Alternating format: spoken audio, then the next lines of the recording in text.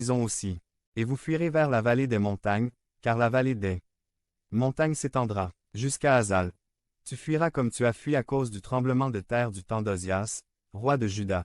Et le Seigneur mon Dieu viendra, et avec lui tous les saints.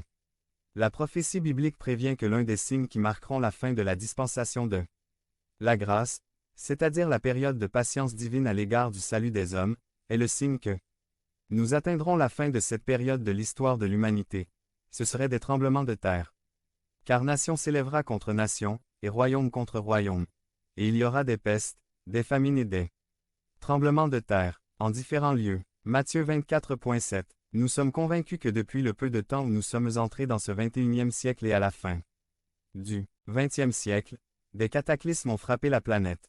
Tremblements de terre, tsunamis, tempêtes, records de neige, inondations, froid, épidémies, maladies. Tout cela apparaît chaque jour aux informations, dans les journaux, à la radio.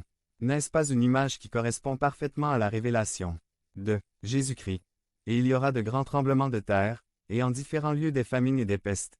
Et il y aura de la terreur et de grands signes venant du ciel. Luc 21.11.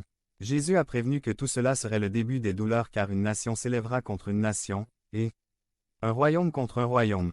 Et il y aura des tremblements de terre en plusieurs endroits, et il y aura des famines et des émeutes. Ce sont les débuts de la douleur. Marc 13.8. De quelle naissance le Seigneur parle-t-il? Il parle de la naissance du jugement qui s'annonce dans le monde entier. La tragédie d'Haïti n'est rien comparé à ce qui s'en vient. Dans Luc 21.11, il déclare: Et il y aura de grands tremblements de terre, et des famines et des pestes en différents lieux. Et il y aura de la terreur et de grands signes venant du ciel. Non seulement la terre, mais même l'espace lui-même est une source d'inquiétude. Il y a des météorites qui volent dans l'espace à proximité de la Terre. On craint que dans un avenir pas trop lointain il y ait un impact aux proportions inimaginables. Devenez membre de la chaîne et AIDEZNOUS à propager la parole de Dieu dans le monde entier.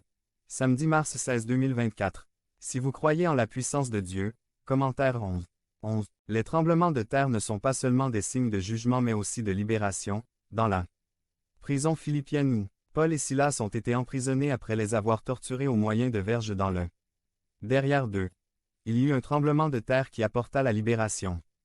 Puis soudain il y eut un grand tremblement de terre, de sorte que les fondations de la prison furent ébranlées. Et aussitôt toutes les portes s'ouvrirent, et les chaînes de chacun furent détachées. Actes des Apôtres 16.26. Ce tremblement de terre dans la prison philippienne a non seulement libéré les apôtres des liens et des chaînes, mais a également amené le geôlier